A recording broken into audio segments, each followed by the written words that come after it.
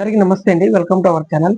ఈరోజు మనం ఈ వీడియోలో వచ్చేసి మన ఆంధ్రప్రదేశ్లో ఎన్టీఆర్ భరోసా పింఛన్లపై 6,000 పింఛన్ లబ్ధి పొందాలంటే కావాల్సిన అర్హతలు ఏంటి, కొత్త జీవో ప్రకారం కావాల్సిన అర్హతలు ఏంటి, అలాగే ఎక్కడ అప్లై చేసుకోవాలి, కావాల్సిన డాక్యుమెంట్స్ ఏంటివి, మీ యొక్క సదన సర్టిఫికేట్లో మీ యొక్క పర్సెంటేజ్ ఈ 6,000 పింఛన్ లబ్ధి పొందాలంటే కనీసం పర్సెంటేజ్ ఎంత ఉండాలి అనే పూర్తి విషయాలపై నేను మీకు ఈ వీడియోలో క్లారిటీ ఇన్ఫర్మేషన్ తెలియజేస్తాను.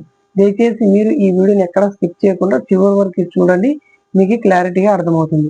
అలాగే చిన్న రిక్వెస్ట్ అండి, నేను వాట్సాప్ ఛానల్ని కూడా క్రియేట్ చేయడం జరిగింది. అందులో చిన్న చిన్న అప్డేట్స్ను పోస్ట్ చేయడం జరుగుతుంది.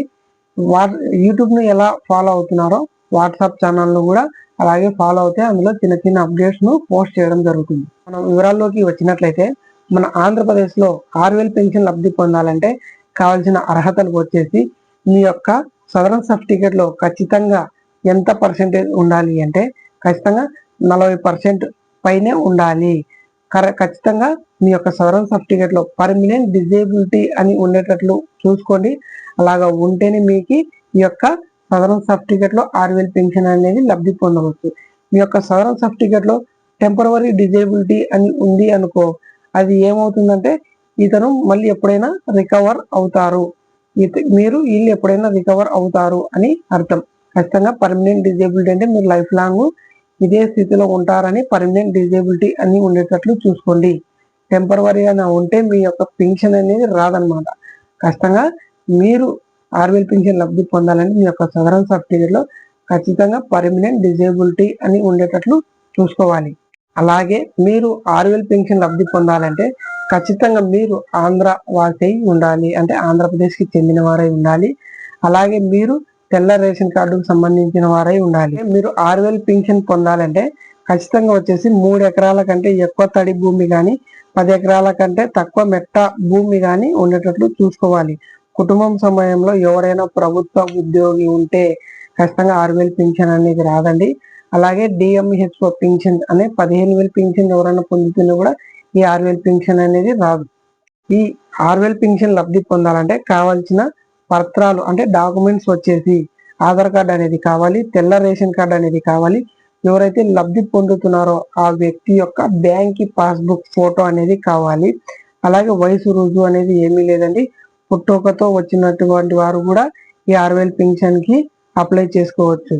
అలాగే మరొక విషయం ఏంటి అంటే ఎవరైనా సదరం స్లాట్లు బుక్ చేసుకుంటున్నారంటే ఖచ్చితంగా రేపు 25వ తేదీన మార్చి 25వ తేదీన వచ్చేసి ఈ 5 కేటగిరీలు ముఖ్యంగా ఆప్షన్ అయితే ఇవ్వడం జరిగింది రాష్ట్ర ప్రభుత్వం.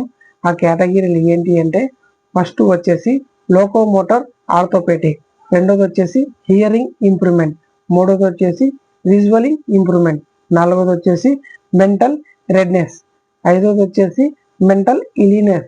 ఈ 5తో పాటు అలాగే మల్టిపుల్ డిజేబిలిటీ ఈ కేటగిరీ కూడా ఆప్షన్ అయితే ఇవ్వడం జరిగింది. అంటే బహుళ వైకల్యం డిజేబిలిటీ ఉన్నవారు ఎవరైనా కానీ అప్లై చేసుకోవచ్చు. ఖచ్చితంగా అర్హులు మాత్రమే అప్లై చేసుకోండి.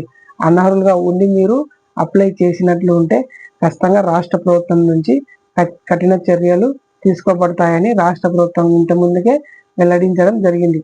అదే విధంగానే ఉంటుందన్నమాట ఈసారి కూడా. రేపు మీ యొక్క గ్రామ వార్డు సచివాలయంలో ఈ 25వ తేదీన అంటే మార్చి 25న మీ యొక్క గ్రామ వార్డు సచివాలయంలో సదరం స్లాట్లు అనేది బుక్ చేయడం జరుగుతుంది. ఇది రాష్ట్ర ప్రభుత్వం నుంచి ఆప్షన్ అయితే రావడం జరిగింది. ప్రతి ఒక్కరూ అర్హులు ఎవరైతే ఉంటారో ఖచ్చితంగా వాళ్ళు మీ యొక్క గ్రామ వార్డు సచివాలయానికి వెళ్ళి అప్లై చేసుకోండి. మీరు అప్లై చేసుకోవడానికి ఖచ్చితంగా మీకు కావాల్సిన డాక్యుమెంట్స్ ఏంటివి అంటే మీ యొక్క ఆధార్ కార్డు అనేది కావాలి, మీ యొక్క రేషన్ కార్డు అనేది కావాలి. మీకు ఇంతకుముందు ఏదైనా మీరు అంగవైకల్యానికి కానీ మీ యొక్క డిజేబిలిటీకి కానీ మీ దగ్గర ఫోటోలు కానీ ఏదైనా డాక్యుమెంట్స్ ఉంటే అవి కూడా తీసుకొని వెళ్ళాలి. ఖచ్చితంగా సదరం స్లాట్ బుక్ చేసుకోవాలంటే మీ యొక్క మొబైల్ నెంబర్ ఖచ్చితంగా అవసరం.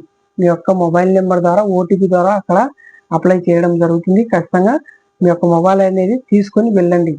మీ యొక్క ఆ డాక్యుమెంట్స్ అన్ని తీసుకొని వెళ్ళిన తర్వాత మీ యొక్క గ్రామ వార్డు సచివాలయంలో కంప్యూటర్ డిజిటల్ ఆపరేటర్ అతను ఉంటారు. అక్కడికి వెళ్ళి సార్ మాకి ఈ స్లాట్ అనేది బుక్ చేయండి, మాకి ఈ పింఛన్కి అర్హులము, మేము ఈ సదరం స్లాట్లకు అర్హులము, మాకు ఈ స్లాట్ బుక్ చేయండి, మాకు ఈ కారణం ఉంది, మాకు ఈ ఇంత పర్సెంటేజ్ కావాలి అని అక్కడ అడిగి మీ యొక్క గ్రామ వార్డు సచివాలయంలో డిజిటల్ ఆపరేటర్ దగ్గర, కంప్యూటర్ డిజిటల్ ఆపరేటర్ దగ్గరకు వెళ్ళి మీ యొక్క దరఖాస్తును, మీ యొక్క స్లాట్లను బుక్ చేసుకోవచ్చు. ఇది మంచి అవకాశం అండి.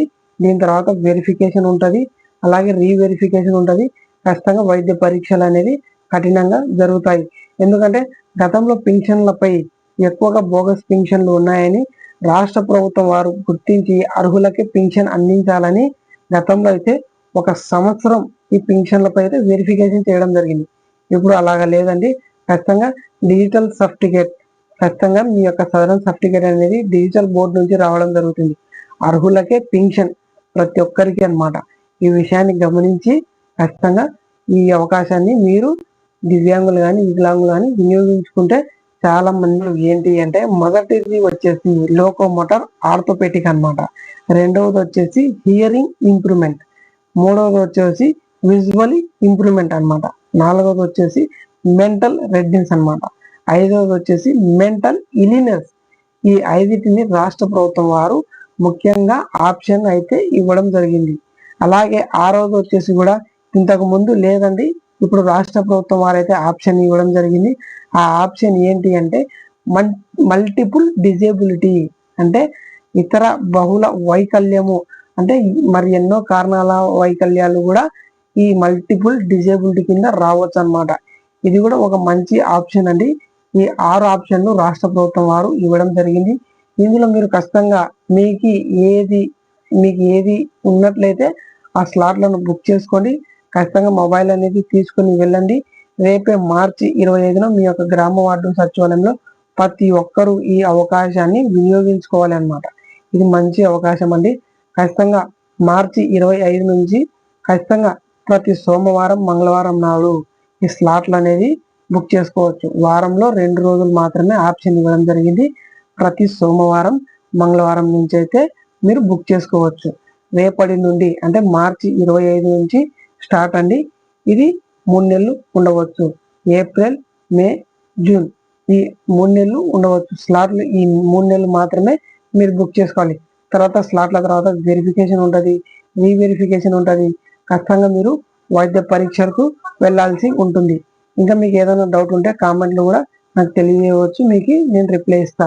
అలాగే నెక్స్ట్ వీడియో వచ్చేసి డిఎంహెచ్ఓ పింఛన్స్ గురించి చేయాలనుకుంటున్నాను. అది చాలా మందికి అడగడం జరుగుతుంది, అన్న మాకు డిఎంహెచ్ఓ పింఛన్స్ గురించి క్లారిటీ ఇవ్వండి అని అడగడం జరుగుతుంది. ఆ డిఎంహెచ్ఓ పింఛన్స్ పై కూడా నేను క్లారిటీ ఇస్తానని ప్రతి ఒక్కరికి వీడియో ద్వారా అందిస్తాను. అందులో మీకు ఏవైనా డౌట్లు ఉన్నా కూడా కామెంట్లో తెలియజేయవచ్చు. ఓకే అండి, ప్రస్తుతానికి ఎన్టీఆర్ భరోసా పింఛన్లపై అలాగే సదరం స్టార్ట్లపై ప్రస్తుతానికి ఉన్న అప్డేట్ అయితే ఇది అన్నమాట. మీకు ఈ వీడియో నచ్చినట్లయితే ఖచ్చితంగా ఒక లైక్ అనేది చేయండి. మీరు లైక్ చేయడం వల్ల ఈ వీడియో ఎక్కువ మందికి రీచ్ అవుతుంది అన్నమాట. రీచ్ అయ్యి వాళ్ళకు ఉపయోగపడే విధంగా ఉంటుంది. కొత్త వాళ్ళు చూస్తున్నట్లయితే సబ్స్క్రైబ్ చేసుకోండి. ఇలాంటి మోర్ అప్డేట్ జెన్యూన్ ఇన్ఫర్మేషన్ కోసం మన యొక్క ఛానల్ను సబ్స్క్రైబ్ చేసుకోండి.